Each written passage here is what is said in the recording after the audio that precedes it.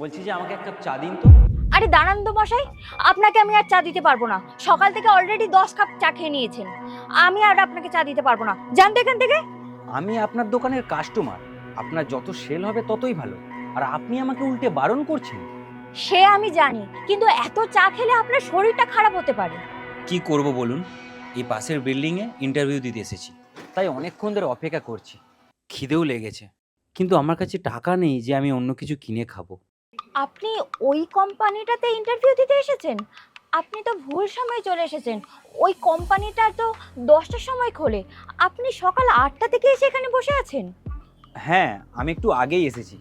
আসলে আমার বাবা বলতো কোনো শুভ কাজে গেলে সেখানে একটু আগেই পৌঁছে যাওয়া ভালো। হ্যাঁ, উনি তো ঠিকই বলেছেন। আচ্ছা, আপনাকে একটা কথা জিজ্ঞাসা করতে পারি? হ্যাঁ বলুন। আসলে আমি তো বেশি দূর পড়াশুনো করিনি, তাই জন্য এই চায়ের দোকানটা চালাই। আচ্ছা, আপনি কতদিন পড়াশুনো করেছেন? আমি আমি মার্কেটিং এমবিএ ডিগ্রি কমপ্লিট করেছি। ওরে বাবা, এ তো অনেক বড় ডিগ্রি। আসলে আমি তো অত পড়াশোনা করিনি, তাই জন্য ঠিকমতো পড়তেও পারি না। আপনার ওই হাতের ফাইলটাও আমি কখনো দেখিনি। আচ্ছা, আপনি যদি কিছু মনে না করেন, আমি ওই ফাইলটা একটু দেখতে পারি?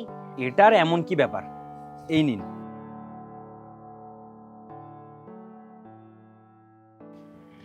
এতে এত কিছু লেখা, নিশ্চয়ই আপনি অনেক ভালো নাম্বার পেয়েছেন, তাই না? সেই জন্যই এত কিছু লেখা। এই নিন, আমি তো কিছু বুঝতেই পারছি না। আচ্ছা, আপনি এত বড় ডিগ্রি করেও অন্য কোথাও কাজ করেননি? হ্যাঁ, এক জায়গায় কাজ করতাম, কিন্তু ওখানে সময় মতো স্যালারি দিত না, আমার কাজের কোনো গুরুত্ব দিত না। লেবার হিসাবে একটা কোম্পানিতে তখনই কাজ করতে ভালো লাগে যখন সেই কোম্পানির ওনার খুব ভালো হয়, কিন্তু ওই কোম্পানির ওনার ভালো মনের মানুষ ছিল না, তাই ওই কাজটা ছেড়ে দিয়েছি। আর আমি এরকম নয় যে মাস গেলে শুধু ডিউটি করে মাইনের সময় মাইনেটা নিয়ে নেব, আমি এরকম নয়। আর তারপর আমি এই কোম্পানির সম্বন্ধে জানলাম, এই কোম্পানির সম্বন্ধে রিসার্চ করলাম, শুনলাম এই কোম্পানির ওনার খুব ভালো, এমনকি এমপ্লয়ীদের মুখে খুব ভালো নাম শুনেছি, তাই আমি এখানে কাজটা করতে চাই। হ্যাঁ, এখানকার এমপ্লয়ীদের মুখেই আমি শুনেছি এই কোম্পানিটা নাকি খুব ভালো। আমি আশা করব তোমার চাকরিটা এখানে হয়ে যাবে। হ্যালো।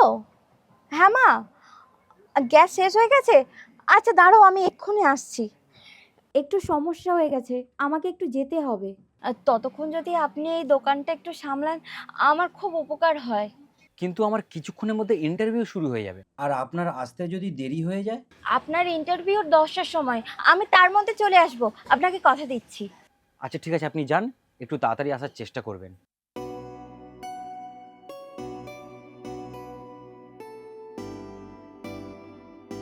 আমাকে এক কাপ চা দেবেন তো। আর আপনার দোকানের চা কত করে? হ্যাঁ দিচ্ছি, 100 টাকা করে। কি, 100 টাকা? আপনার মাথার ঠিক আছে? সব দোকানে তো 10 টাকা করে নেয়। হ্যাঁ স্যার, আমার দোকানের চায়ের দাম 100 টাকা করে, কারণ আমি একটা অফার চালু করেছি, এক কাপ চায়ের সাথে দুটো করে কেক ফ্রি। ও আচ্ছা, তাহলে এক কাপ চা দিন, আর চায়ের সাথে যা যা আছে আপনার অফারে সেগুলোও দিন। তাহলে চায়ের সাথে আমার টিফিনটাও হয়ে যাবে। হ্যাঁ আমি এখনই দিচ্ছি, এই নিন।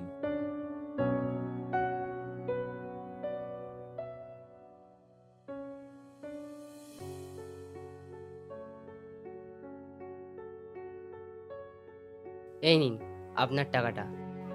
ধন্যবাদ, আবার আসবেন।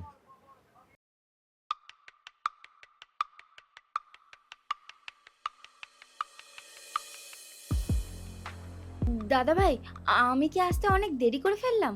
না না, কোনো সমস্যা নেই, এখনো ইন্টারভিউ 10 মিনিট টাইম আছে।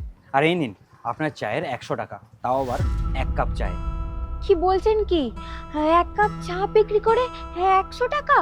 আমার এখানে তো চায়ের দাম 10 টাকা।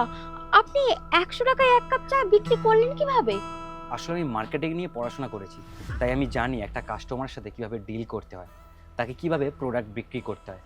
তাকে আমি বললাম এক কাপ চায়ের দাম 100 টাকা, কিন্তু স্বাভাবিক 100 টাকা শুনে কেউ চা খেতে চাইবে না, তাই আমি তাকে কনভিন্স করে বললাম এক কাপ চায়ের সাথে আমি দুটো কেক ফ্রি দিচ্ছি, আর আজকের অফার এটাই আছে।